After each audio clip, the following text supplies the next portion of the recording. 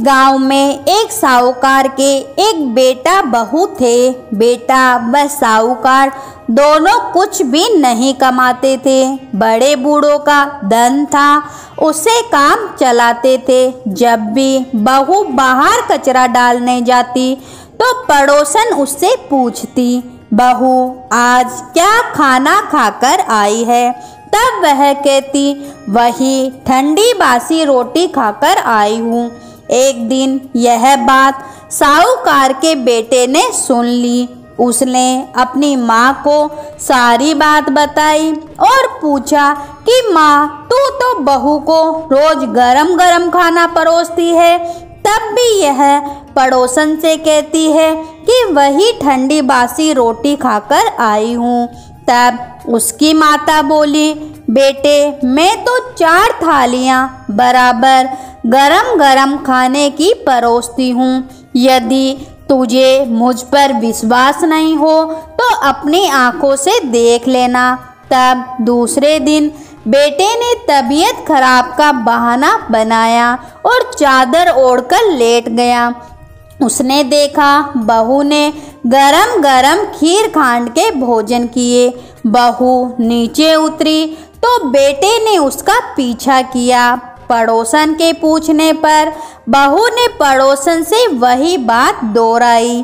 तब उसका पति उठा और उसने कहा कि अभी अभी तो तू गरम गरम खाना खाकर गई है और तूने पड़ोसन से झूठ क्यों कहा कि मैं ठंडी बासी रोटी खाकर आई हूँ? तब उसकी पत्नी बड़ी विद्वान थी। उसने कहा कि यह न आपकी कमाई हुई रोटी है न आपके पिताजी की। यदि इस तरह से बैठे बैठे धन को खर्च किया जाएगा तो कुएं की पानी की तरह एक दिन पूरा समाप्त हो जाएगा। तब उसका पति विदेश कमाने के लिए गया। पीछे से उसकी पत्नी 12 महीने का चौथ का व्रत करती थी। उसको परदेश में रहे हुए 12 वर्ष व्यतीत हो गए। चौथ माता व विनायक जी महाराज ने सोचा अब इसके पति को घर बुलाना चाहिए, नहीं तो हमें इस कलयुग में कौन मानेगा, कौन पूजेगा। चौथ माता लड़के के सपने में जाकर बोली कि तू घर चला जा, तेरी पत्नी तुझे बहुत याद करती है। तब वह बोला कि मैं कैसा चला जाऊं, मेरे यहाँ बहुत बड़ा कारोबार फैला हुआ है। तब चौथ माता बोली कि सुबह एक दीपक जलाकर चौथ माता का नाम लेकर बैठ जाना, देने वाले रुपये दे जाएंगे और लेने वाले ले जाएंगे। उसने सुबह उठकर वैसा ही किया और उसका सारा कारोबार एक ही दिन में सिमट गया।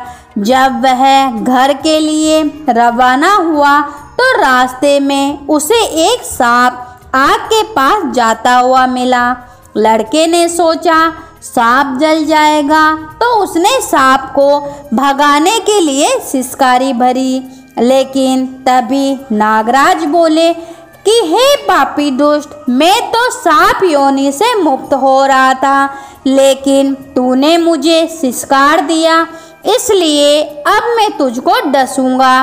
तब वह लड़का बोला, हे नागराज, तुम मुझे अवश्य खा लेना, मैं आपको वचन देता हूँ, मैं 12 वर्ष बाद अपने घर मिलने जा रहा हूँ। कल रात आप अवश्य आ जाना।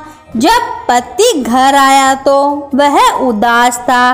पत्नी के कारण पूछने पर उसने बताया पत्नी चतुर थी। उसने एक सीढ़ी पर दूध का कटोरा रख दिया, दूसरे पर बालू मिट्टी बिछा दी, तीसरे पर फूल माला बिखेर दिए, चौथी पर इत्र छिड़क दिया, 5वीं पर मिठाई रख दी। इस तरह उसने 7 सीढ़ियों पर कुछ न कुछ रख दिया और दरवाजा खुला छोड़कर पलंग पर अपनी चोटी लटकाकर सो गई। सांप आया, सबसे पहले उसने दूध पिया तो बोला, साहूकार के बेटे, तूने सुख तो बहुत दिए, पर वचन का बंधा हूँ, इसलिए तुझे डसूंगा उसे।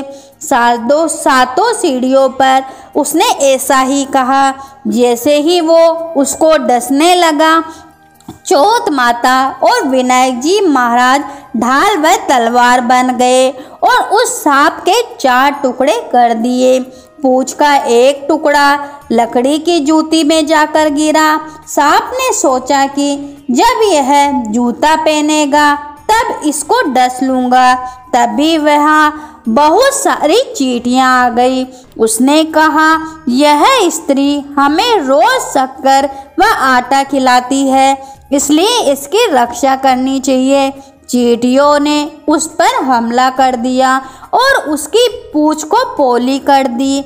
जैसे ही सुबह हुई, वहाँ खून ही खून हो रहा था। माँ ने सोचा, मेरे बेटे बहू को किसी ने मार दिया है, इसलिए वह चिल्लाने लगी। तभी बेटा बोला कि माँ खुशियाँ बनाओ, आज हमारा मेरी दुश्मन मर गया है, और पूछने लगा कि मेरे पीछे से मेरी लंबी आयु के लिए कोई उपाय किया था क्या? तब माँ बोली, मैंने तो कुछ भी नहीं किया। पत्नी से पूछने पर बोली कि मैंने 12 महीने की चौथ माता का व्रत किया था, इसलिए चौथ माता व विनायक जी महाराज ने हमारी रक्षा की है। तब सास बोली, यह झूठ बोलती है, रोज मैं इसे 4 बार रोटी देती हूँ, तो फिर इसने चौथ का व्रत कैसे किया?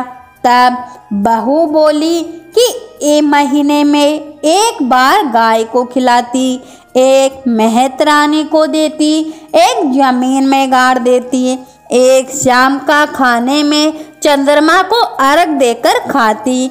यदि विश्वास नहीं हो तो पूछ लो।